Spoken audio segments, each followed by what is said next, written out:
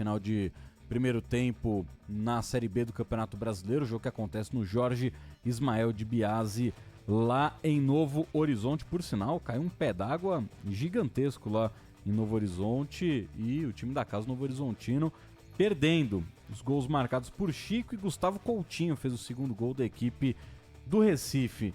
E por falar em Série B, por falar nessas movimentações na tabela, Bruno Migliozzi, o que podemos esperar do Santos Futebol Clube para amanhã contra o Mirassol na Vila Belmiro? O que o senhor conta para a nossa audiência aqui nos Donos da Bola? Boa noite. Fala, Soler, boa noite para você, para amigo ligado aqui nos Donos da Bola, não só para amanhã, como até o final da temporada santista. Não espere qualquer grande novidade na equipe. O Carille dificilmente vai começar a escalar os reforços. De novo, não foram relacionados Biliarci, o Sufanigi, os mesmos jogadores vão na relação pro duelo fora de casa contra o Mirassol. Importante, como vocês disseram, em termos de classificação, porque em caso de derrota, o Santos tem que começar a olhar para o América Mineiro, que é o quinto colocado, e tem a chance de diminuir a diferença para 3 pontos. Olha, eu achei que não tinha mais margem para o Santos ter dor de cabeça na Série B. Pelo visto, estava enganado. E parece que toda a Série B tem realmente esse momento em que todo mundo pode subir ou não subir, né? E o Santos vai entrar nesse bolo caso não consiga essa vitória importante contra a equipe do Mirassol. A ausência será de João Schmidt, o volante cumpre suspensão depois do terceiro cartão amarelo no jogo contra o Goiás, derrota do Santos fora de casa. Então, eu falei que o Santos jogava fora de casa, joga em casa contra o Mirassol na Vila Belmiro, né? Amanhã, partida em Santos, na Vila Viva Sorte. Mas João Schmidt vai estar fora, quem vai jogar é o Sandri na vaga dele. Ele já treinou nessa posição, vai ser o primeiro homem de meio de campo da equipe do Peixe, então o Sandri voltando a ter algum protagonismo, um jogador que está no Santos há muito tempo, mas não fez parte da campanha de rebaixamento porque estava lesionado, então volta a ter chances, um cara que realmente, na minha visão, tem potencial para entregar mais pro Santista. Além disso, o Santos deve ter, com o Gabriel Brazão no gol, na direita o Sherman, zaga de Gil e Jair com o Escobar na esquerda, Sandri, o Diego Pituca com o Giuliano, La Quintana ou Otero, Guilherme e o Wendel Silva mais uma vez. Então a mesma equipe que vem de uma sequência aí que tinha 8 jogos de invencibilidade até a derrota contra o Goiás. Falando um pouquinho do Carille, Soler, ele vive um momento agora de reta final de temporada, são 7 jogos, né? Depois desses, na verdade, 8 jogos faltando contra o Mirassol, para que o Carille tenha, caso consiga o acesso, renovação automática, que pode ser acionada pelo Santos também com aumento salarial, já está previsto em contrato esses termos do Fábio Carille. Eu acho muito difícil que o Santos opte pela renovação, mesmo com essa situação. Então, o Carille talvez até comece a temporada ali, nos primeiros meses, não sei. O Santos deve já começar a se movimentar em relação a isso nos próximos dias. Como é automática, não tem muito o que fazer, né? Subiu, já tem... Então, vai ter que, quando for demitir, o Santos vai ou optar pela saída do Carille, vai ter que pagar multa, porque a renovação vai acontecer de qualquer forma. Eu disse optar mesmo no sentido de permanecer com o Carille ou não, sim, porque é o que está em pauta no momento. Então, chegar no comum acordo, né? Subiu, a gente dá um bônus aqui, pois um abraço, a gente vai te dar segue, né? mais 2 meses de salário, porque tá muito assim. Na cara que não tem mais clima, né? O Carille já entregou, que né? nenhum dos dois estão afim mais de se ver, né? Nem o Santos, nem o Carille quer ver. O Santos não quer ver o Carille não quer ver o Santos. O Carille tá né? visivelmente, levando, vou dizer chateado, né? Mas tá levando, né? Ele dá entrevista ali, analisa um pouco, fala que o Santos tá em boas condições. Teve a situação lá no hotel em Goiânia, né? Que o Felipe Camargo trouxe a informação, né? Que ele chegou a brincar com os torcedores que foram... falar, pô, tem que ser campeão, não sei o que. Ele brincou falando, pá, o presidente não quer. Sim. Isso também não pegou bem, né? Também. Ele teve que explicar pro Felipe Camargo que era uma brincadeira, porque... E aí ele falou, não, realmente eu falei isso, mas eu falei em tom de brincadeira. Só que como tava em texto... aí o pessoal não entende assim. E o cara, ele assim, tratando com o torcedor na rua, como ele diz, normalmente não tem nenhum problema, o pessoal não chega a arrumar confusão, até porque ele é um cara muito tranquilo. Mas na Vila Belmiro, amanhã, mais uma vez, ele vai ser vítima de ofensas, fora Carille, e isso já virou regra na Vila Belmiro. E o discurso do próprio Marcelo mudou bastante, né? Porque ele já chegou a bancar o Carille, agora ele já faz críticas abertas ao Fábio Carille. Então, assim, o tom é de despedida, mas sendo adiado aí para a 38ª rodada com a esperança de que o Santos suba.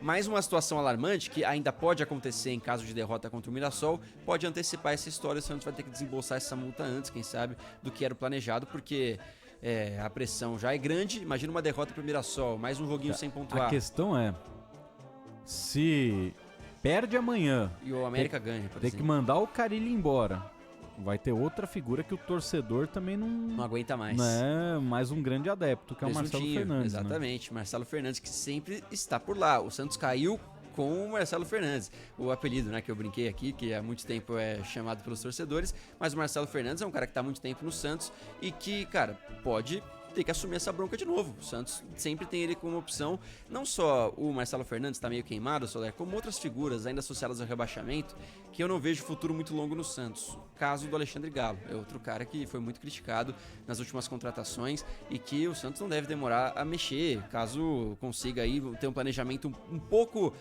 mais ousado pro ano que vem, planejar coisas maiores. O Paulo Brax não tá muito afim de ficar falando de futebol, Não. falar de Santos, não sei o quê.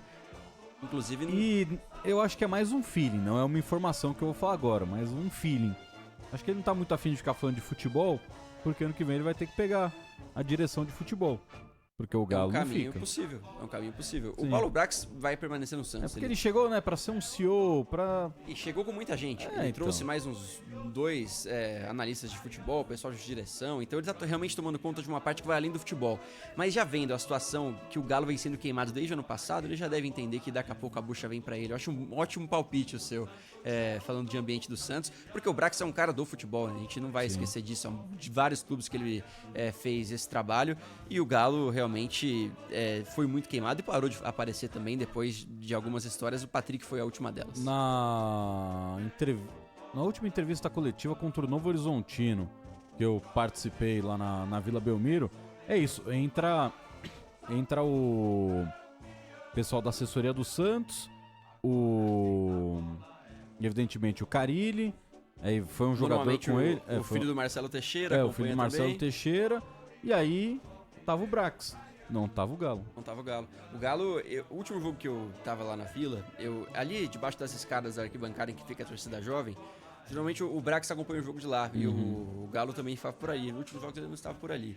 Enfim, eu não sei se é um distanciamento que também é natural por ser funções diferentes, né? O Galo é um cara que é mais voltado pro futebol. Eu vejo ele muito mais próximo do Léo, que é um coordenador técnico, né? O Léo ainda segue no Santos como uma espécie de coordenador, do que do Paulo Brax. Mas quem sabe não é um caminho aí, mudanças. O Santos deve ter muitas mudanças, não só de comissão técnica, mas no elenco também. O planejamento pro ano que vem vai ser bem diferente. E muitos dos nomes que hoje são titulares, ali considerados nomes fortes do Santos na Série B, podem não continuar no ano que vem. Acho que é um movimento natural. Vai ter que reformular bem esse elenco. Sim. Vai ter que mudar muita peça nesse elenco, porque pra Série A é um time extremamente limitado. Na Série B já mostra todas as suas dificuldades. Na Série A, esse atual elenco do Santos, não sei se aguenta um tranco de Série A do Campeonato Brasileiro, mas amanhã pode assumir a liderança da Série B.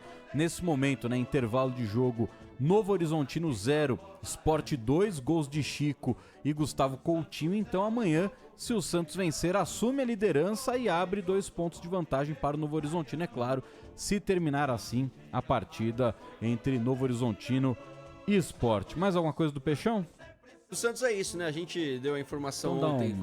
um repeteco do provável time do Santos. Vamos lá, o repeteco do Santos com o Gabriel Brazão, JP Sherman, Gil, Jair e Escobar. Sandri na vaga do João Schmidt, que tá suspenso. Diego Pituca, Giuliano, Guilherme Otero e Wendel Silva. Só pra reforçar, a gente falou ontem que o Santos tava encaminhando a rescisão amigável com o Dodô. Novamente as conversas avançaram e Dodô não vai seguir no Santos. Movimento natural também a saída do lateral que passou 1 ano encostado na Vila. Cabe na ponte?